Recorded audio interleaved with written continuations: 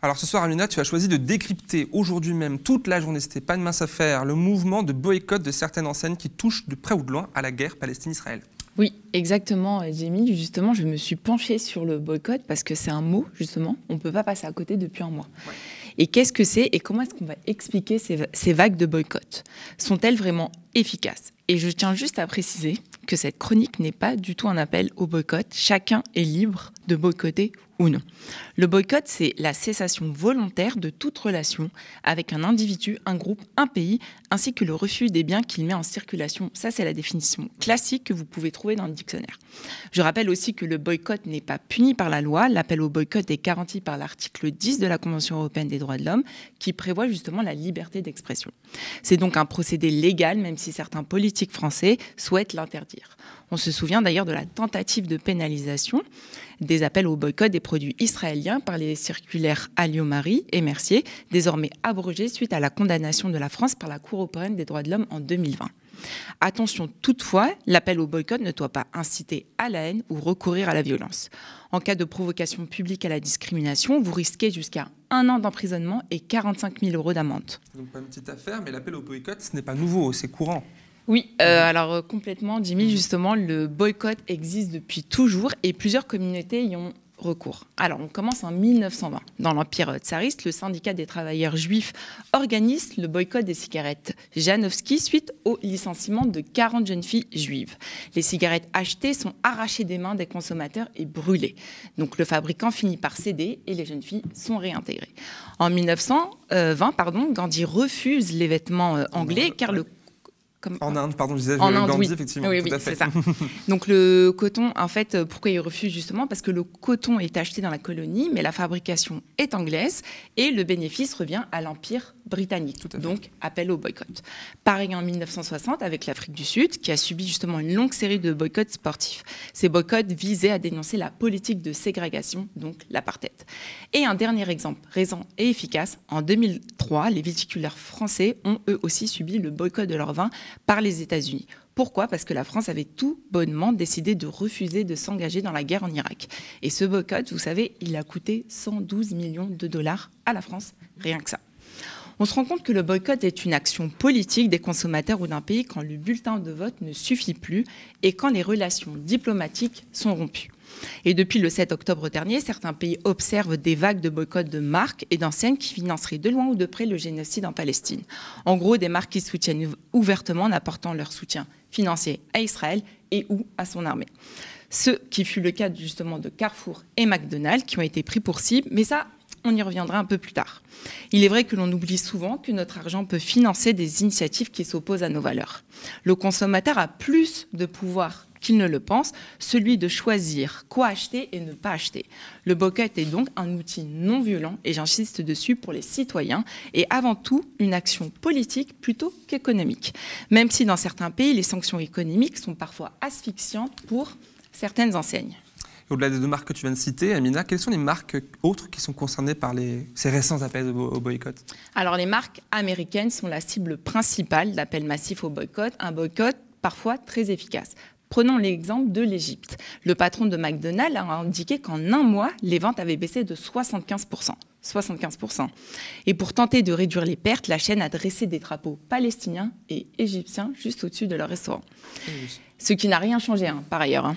Toujours en Égypte, Coca-Cola, Pepsi et même le Suisse Nestlé ont vu leurs ventes baisser de moitié et ont retiré des rayons, des rayons de plusieurs supermarchés. Ce qui a permis à une marque locale de soda du nom de Spiro Spatis de voir tout bonnement son chiffre décuplé. Ça profite à d'autres. Exactement. Alors finalement, le boycott n'est-il pas aussi un moyen de consommer local, un moyen peut-être de consommer aussi de façon plus éthique? Je ne sais pas si vous vous rappelez de la campagne de boycott dans la fast fashion avec le travail forcé de la communauté des Ouïghours. Cela avait permis de faire changer l'opinion publique. C'était en 2020 et 83 marques avaient été pointées du doigt. La France avait même adopté à l'Assemblée générale, le 20 janvier 2022, une résolution qui dénonçait le génocide des Ouïghours par la Chine. C'est allé même plus loin puisque le géant suédois du prêt-à-porter a vu la Chine disparaître du top 10 de ses plus gros marchés mondiaux au troisième semestre 2021. Une situation qui implique une perte d'au moins 40% de ses revenus dans les pays, provoquée par un boycott de la marque pour ses positions sur la situation des Ouïghours.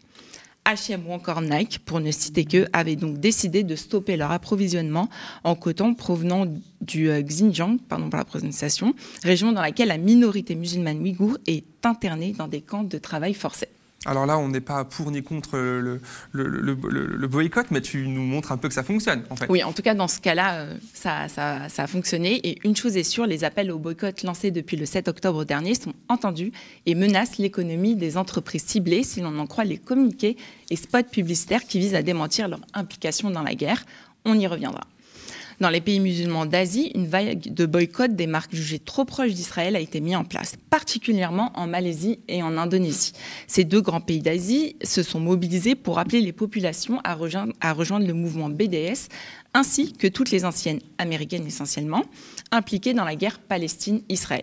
Alors BDS, ça signifie boycott des investissements, sanctions, et c'est un collectif qui promeut les boycotts économiques, académiques, culturels et politiques contre l'occupation israélienne. Il y a une baisse significative dans les villes malaisiennes de la fréquentation des enseignes comme McDonald's, KFC, Burger King ou encore Starbucks. Certaines boutiques auraient même dû fermer faute de clients lors de ce dernier mois. Même, ça fonctionne en fait. Ouais. Et par contre, c'est exclusivement dans les pays du Moyen-Orient et dans la capitale malaisienne. Alors oui, bon, de toute façon, payer un café à 7 €, qui est majoritairement composé à 80% de glaçons et de sucre, c'est tout bénef pour la santé. Oui, effectivement. Mais aussi au porte-monnaie, hein, parce que aussi. 7 €, ça fait un peu cher. Parce qu'en fin de compte, quand on voit les principales marques qui font l'objet du boycott, c'est aussi vraiment bénef niveau santé.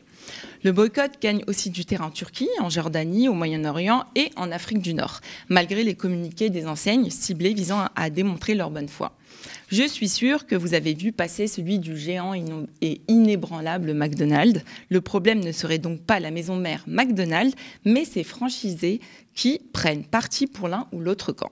En Israël, McDo explique avoir fait don et continue de donner des dizaines de milliers de repas aux unités de Tsahal, à la police, aux hôpitaux, aux habitants de la bande de Gaza et à toutes les forces de secours.